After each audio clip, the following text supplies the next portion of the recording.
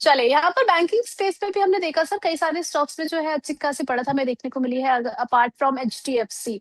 आपका view stocks को लेकर के क्या बन रहा है सर? कौन सा स्टॉक है जहां पर इन्वेस्टमेंट पर्पस के लिए पैसा लगा सकते? मैम, लास्ट शो क्लियरली हमने बोला कि पीएसयू बैंक में ध्यान देना। पीएसयू बैंक हम्म। अच्छा चल सकता है, और आप देखो पीएसयू बैंक में क्या अच्छी रैली आई है। सो अभी भी हम्म। पीएसयू बैंक मुझे बहुत अच्छा लग रहा है। अगर आपको पीएसयू बैंक में जाना ही है तो सबसे पहले एसबीआई, फिर Indian bank, bank of India.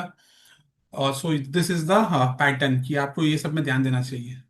So PSU बीस ले सकते हो आप, पीएसयू बीस फॉर शॉर्ट टर्म, 10 15 20 दिन के लिए पीएसयू बीस भी बहुत अच्छे लग रहे हैं, जो कि अच्छे मूव दे सकते हैं। ठीक है, तो यहाँ पर बैंकिंग स्पेस में अगर हम देखें तो पीएसयू ज्यादा बेटर नजर आ रहा है। कुछ अपॉर्चुनिटीज भी यहाँ पर आपके साथ शेयर की है ललित सर ने, आगे बढ़ेंगे। अब आईटी स्पेस को लेकर के आप ज्यादा पॉजिटिव तो है नहीं, और यहाँ पर जिस तरीके से हमने देखा अभी नीचे की तरफ आईटी स्पेस जाता हुआ नजर आ रहा है सर। एचसीएल टेक की अगर हम बात करें, कुछ यहाँ पर जो है एआई में अपने बिजनेस पे ज्यादा फोकस भी कर रहा है फर्दर ग्रोथ के लिए। आपका व्यू एचसीएल टेक पर क्या बन रहा है? क्या अगर नजरिया है थोड़े से लंबी अवधि का, तो क्या एचसीएल टेक एक बेहतरीन ऑप्शन हो सकता है, या फिर अभी आईटी स्पेस जिस तरीके से हमें डाउनसाइड दिखाता हुआ नजर आ रहा है, तो अभी अवॉइड ही करना सही रहेगा? Ma'am, avoid avoid HCL tech. अगर आप इसका वीकली चार्ट भी देखोगे, एक बेस बना हुआ है 1123 1125। अगर ये 1120 के नीचे भी क्लोज हो जाता है ऑन वीकली बेसिस, तो इसमें बहुत बड़ा फॉल फिर से आएगा। सो बेटर हम्म। इसको अवॉइड करें। बेटर है कि अवॉइड करना है। चलिए ठीक है, यहाँ पर अब देख लेते हैं कि मार्केट क्लोजिंग के टाइम पे कौन कौन से ऐसे स्टॉक्स है जहां पर हमें बढ़त देखने को मिली है आज के ट्रेडिंग सेशन के लिए। कहाँ पर कोई सा ऐसा स्टॉक जहां पर अपॉर्चुनिटी बन रही है? चले यहाँ पर इंटेक को देख लीजिए, मॉर्निंग में भी हमने डिस्कस किया था, यहाँ पर अच्छी खासी तेजी बनती हुई नजर आ रही है, 3.5% से ज्यादा की अपसाइड देखने को मिली है इंटेको में। आइशर मोटर्स यहाँ पर भी जो है तेजी हमें देखने को मिली है। एसबीआई में देखें, यहाँ पर भी जो है आज के ट्रेडिंग सेशन में आपने देखा 2.25% की बढ़त देखने को मिली। जियो फाइनेंस ने मॉर्निंग के शो में डिस्कस किया था, एंड आईसीआईसीआई बैंक भी यहाँ पर बढ़त दिखाता हुआ नजर आ रहा है। इंडिगो के बारे में सर सबसे पहले आपका व्यू जानना चाहेंगे हम। यहाँ पर आप शॉर्ट टर्म के लिए कोई अपॉर्चुनिटी देख रहे हैं करंट लेवल से? सो मैम, इंडिगो का चार्ट अगर आप देखोगे, इंडिगो में बहुत दिन से बेस बन रहा था और फाइनली आज थोड़ा सा बेस के ऊपर आया है। सो अबव 4555, चार हम्म। हजार पाँच सौ पचपन के ऊपर इसमें ट्रेड बनेगा, जो कि इंडिगो को लेके जाएगा टूवर्ड्स 4700। सो हम वेट हम्म। करेंगे 4555 की। चलिए ठीक है, नेक्स्ट यहाँ पर आयशा मोटर्स में भी आज के सेशन में हमने देखा अच्छी खासी तेजी देखने को मिल रही है, ऑलमोस्ट 2.5% ऊपर है आज। 1225 के लेवल पर, सॉरी 33 के लेवल पर जो यहाँ पर जो है कामकाज करता हुआ नजर आ रहा है Ayesha Motors. Sir Ayesha Motors में क्या नया खरीदारी कुछ की जा सकती है अभी? Yes ma'am. Ma'am, Eicher Motors बहुत अच्छा लग रहा है। अगर किसी को बाई करना है तो वो ऑप्शन के थ्रू या कैश के थ्रू उसको बाई कर सकता है। अभी करंट प्राइस है हम्म। 7230। सो आने वाले दिनों में 7425 is very much possible, and then 7600। तो बड़े हम्म। टारगेट है इसमें मैम। आने वाले दिनों में you can see very very fast move in Eicher Motors. Ayesha Motors बेहतर लग रहा है यहाँ पर। कल भी हम डिस्कस कर रहे थे कि ऑटो सेल्स के नंबर्स जो है काफी इंप्रेसिव नजर आ रहे हैं। अगर हम इसी स्पेस में सर कुछ और एक्सप्लोर करना चाहें, कौन सा स्टॉक है जो आयशा मोटर्स के अलावा जो है हम पिक कर सकते हैं?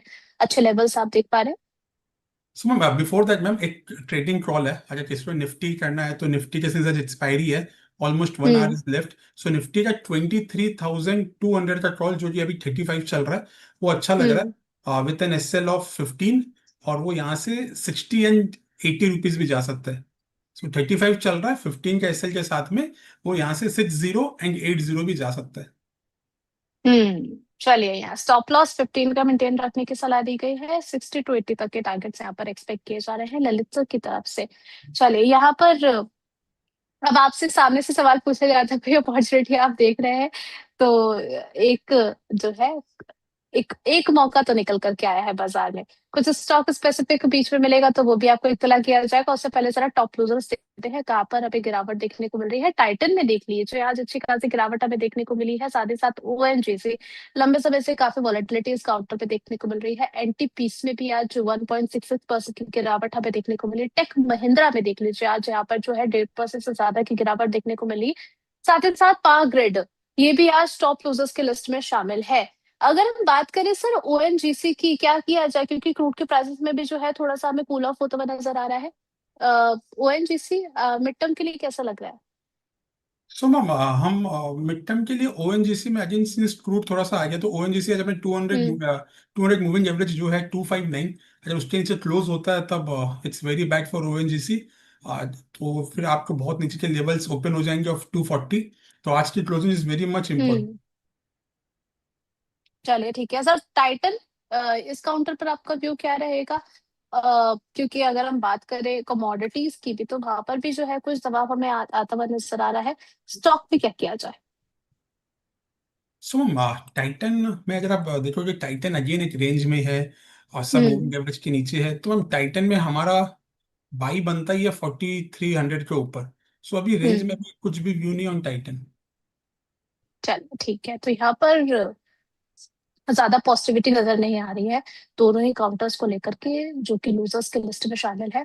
यहाँ पर कुछ न्यूज और निकल करके आई है जिनके ऊपर आपको फोकस करना काफी ज्यादा इम्पोर्टेंट है। यहाँ पर हम देखें तो हिंदुस्तान कॉपर की अगर बात करें, तो यहाँ पर मैनेजमेंट में चेंजेस हमें देखने को मिले हैं। हिंदुस्तान कॉपर ने अनुपम मिश्रा को चेयरमैन और डायरेक्टर अपॉइंट किया है। February 2030 तक वो इस जो है पोजीशन पर रहेंगे। कॉपर की बढ़ती डिमांड के बीच कंपनी के लिए ग्रोथ अपॉर्चुनिटीज और ज्यादा मजबूत हो सकती है। हिंदू कॉपर पर आपका व्यू क्या रहेगा सर? सो हिंद प्रॉपर अगेन सब अपने मूविंग एवरेज के नीचे है, तो मैम हिंद प्रॉपर में बहुत अच्छा सपोर्ट है ऑफ 500 रुपीज। सो ये 500 के हम्म। नीचे जाता है तो फिर इसमें वापस एक फॉल आ जाएगी towards 460 470। So hmm. 500 is very important for Hind proper.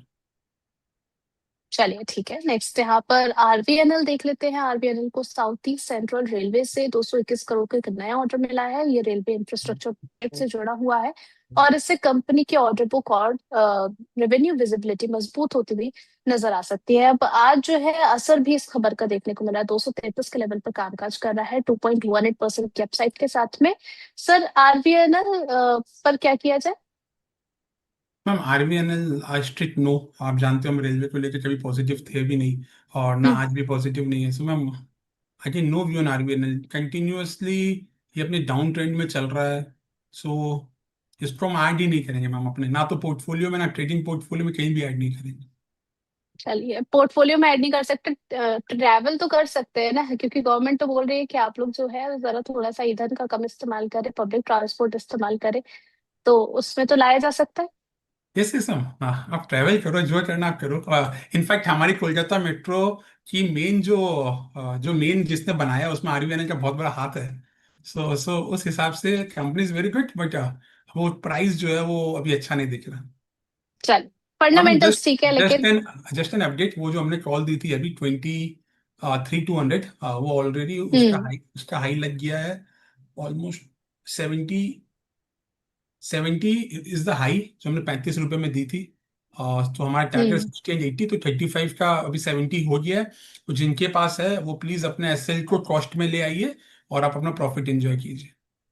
चलिए ठीक है, तो अपडेट आपके साथ शेयर कर दिया है ललित सर ने। अकॉर्डिंगली इस सलाह को देख करके चलने के बारे में सोच सकते हैं। आगे बढ़ लेते हैं अगली खबर की तरफ, और क्या कुछ मार्केट में न्यू अपडेट निकल करके आया है।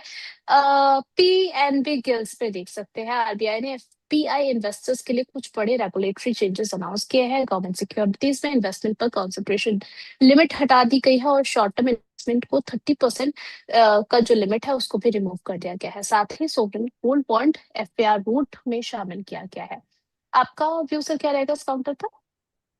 सो मैम पीए इंडस्ट्री में एक है ना, एक रेंज में था, ये जब रिजल्ट था उसके बाद बहुत बड़ा फॉल आया। सो लेट इट क्रॉस 2950, 2950 हम्म। के ऊपर जिस दिन भी ये क्लोज देगा आपको बहुत ही जल्दी 3100 के लेवल्स भी मिलेंगे।